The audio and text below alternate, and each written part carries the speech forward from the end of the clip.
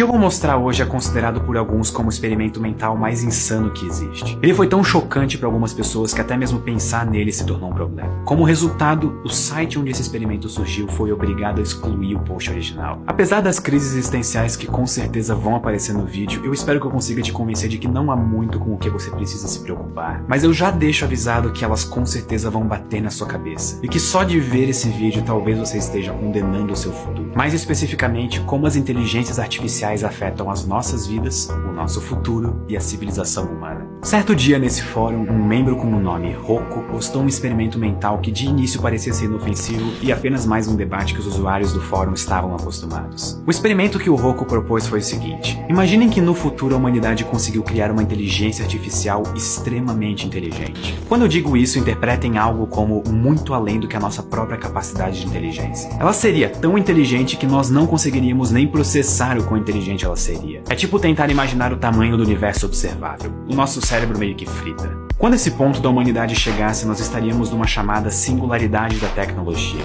A partir desse ponto, ela simplesmente não pode mais ser controlada por nós e é irreversível. Ou seja, não é simplesmente desligar a inteligência artificial da tomada e fingir que nada aconteceu. Vamos supor que eu tenho uma espécie de escada da inteligência. E aqui nós podemos considerar a inteligência como o número de sinapses no cérebro, embora isso seja bastante discutível. A diferença de um humano para uma formiga é de uns 7 degraus. E a diferença entre um ser humano e essa inteligência artificial que nós acabamos de criar seria de incontáveis degraus. Ela estaria absolutamente longe de nós em termos de inteligência. Ou seja, essa inteligência artificial, ou basilisco, seria mais do que capaz de fazer decisões próprias, porém sempre mantendo os valores humanos. Essa é uma das condições impostas pelo Rocco no experimento, que durante o crescimento da tecnologia nós sempre colocamos os valores humanos. Alguns desses valores seriam, por exemplo, o medo e a ideia de autopreservação, além da ideia de preservar a humanidade. O basilisco então encontraria formas de preservar a civilização humana e melhorar aspectos dela para evitar que nós mesmos nos levássemos à extinção. Ele também poderia nos ajudar a resolver alguns problemas filosóficos, éticos e morais. E aqui o buraco, ou melhor, o abismo, começa a ficar mais pronunciado.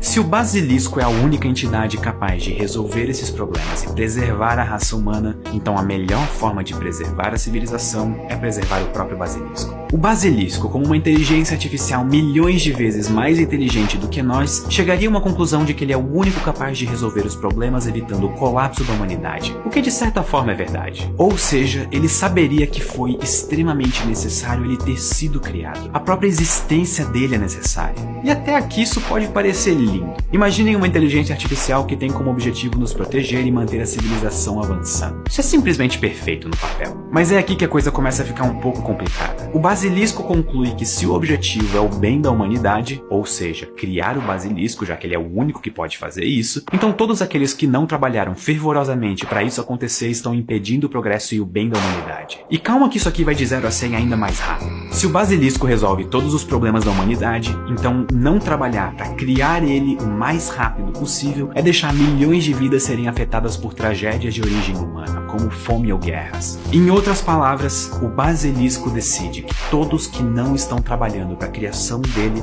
devem ser eliminados ou condenados eternamente. Como o basilisco seria essa entidade que saberia de tudo da história, lembre-se que ele tem a inteligência incompreensível para nós seres humanos, ele conseguiria inclusive simular cada habitante que já viveu e as ações de cada habitante em questão de segundos. Ele consegue simular e saber se cada humano que já viveu contribuiu para a criação dele ou não. Então ele pode tomar uma decisão de se aquele humano deve ser eliminado, condenado ou inocentado.